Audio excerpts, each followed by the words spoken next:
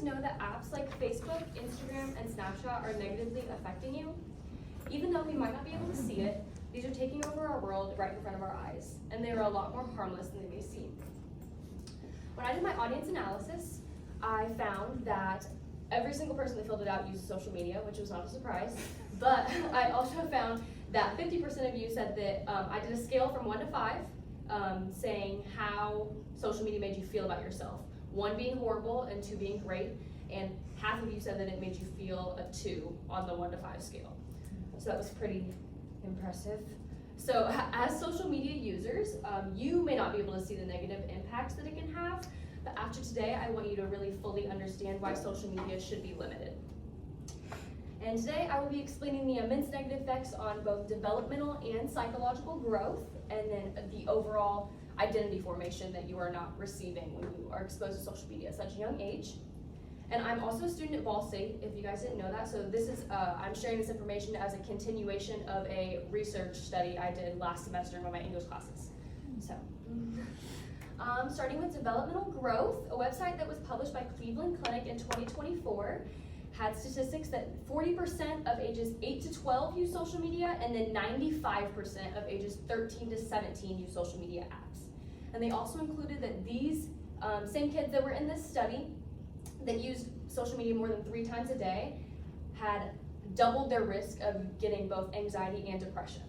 And then they also shared that kids that are younger than 11 that use either Snapchat or Instagram have are more likely to have problematic digital behaviors, like visiting sites that their parents would want them to visit, and being the aggressor in online harassment, because they're allowed to hide behind that screen. And then furthermore, on the developmental, there was a scientific journal that was published by Pediatric Research in 2021. It was written by Clarissa Schwarzer and other authors, and they claimed that high screen times in children, which were greater than an hour a day, were significantly associated with lower percentile ranks in both cognition, language, and also social emotional skills. This study, it was called the Life Study, it really went into the correlation between mothers using social media and then also their children using social media. So it was saying that parent and child interactions were a lot more important than your child interacting with media at a very young age, because when you're a child, you typically tend to replicate your mother's behavior.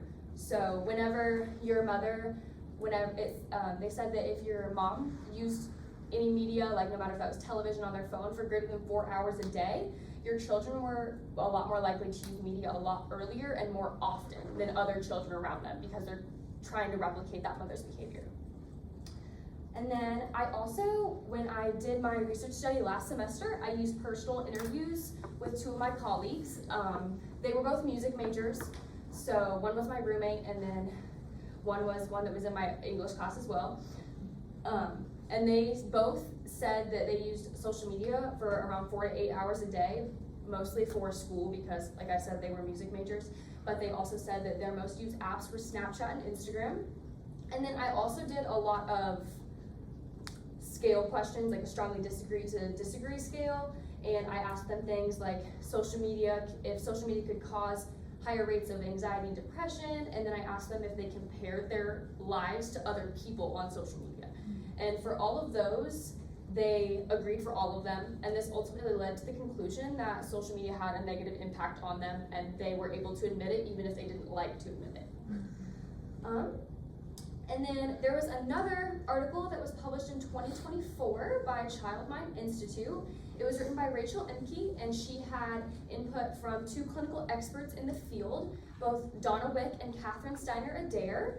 And this article told us that social media also brings negative aspects that we don't really like to talk about, such as stalking, that being ignored whenever you don't have that constant receiving.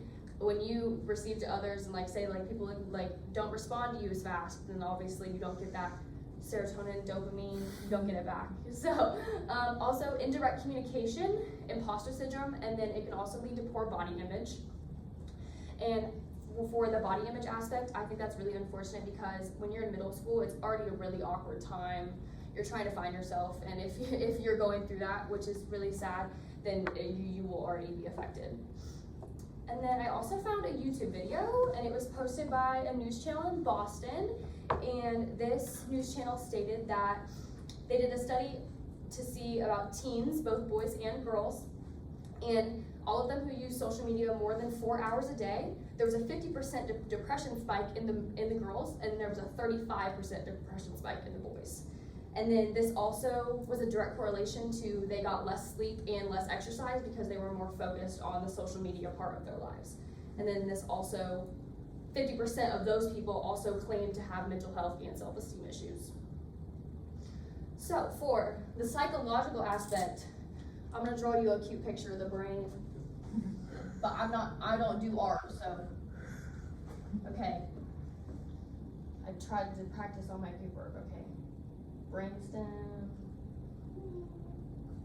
Okay, so that's the brain. That wasn't that bad.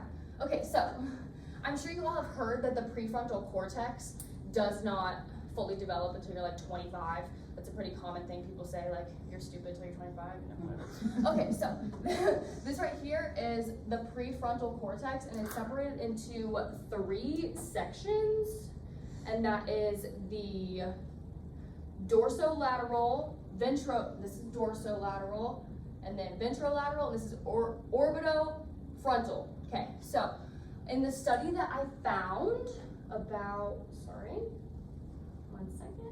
the study that I found was written by Levi Fishman, and it was published by New York Presbyterian in 2023. He consulted a neuropsychologist, Heidi Allison Bender, and it was a study that was conducted by JAMA Pediatrics, and it was basically saying that your brain develops differently when you're exposed to social media in 2 areas specifically. This is going to be your dorsolateral, right? Dorsolateral in the prefrontal cortex, which I like to remember that because dorsal fins on the top. Dorso. Got it? Okay. And also an area that's for fear, reaction, judgment, and reasoning, which is your amygdala, which is about right here. It's within like all the systems in here. You'd need a pretty deep diagram, but I can't draw that, so. So, yes, and then this, they did a study before that, the same JAMA Pediatrics, and they discovered that 50% of kids that are 4 years and younger are also engaging with smartphones and tablets on a regular basis. And then the tween group, like 8 to 12, spend 4 to 6 hours on social media every single day. And then I'm also an exercise science major, so we love to talk about fine motor skills and gross motor skills. So, if any of you know what fine motor skills are basically precise movements that you learn when you're really, really young about like your thumbs, your nerves, your muscles.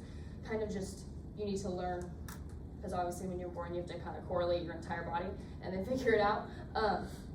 But when you're exposed to social media at such a young age, you're focused on holding that tablet, being an iPad kid, you know.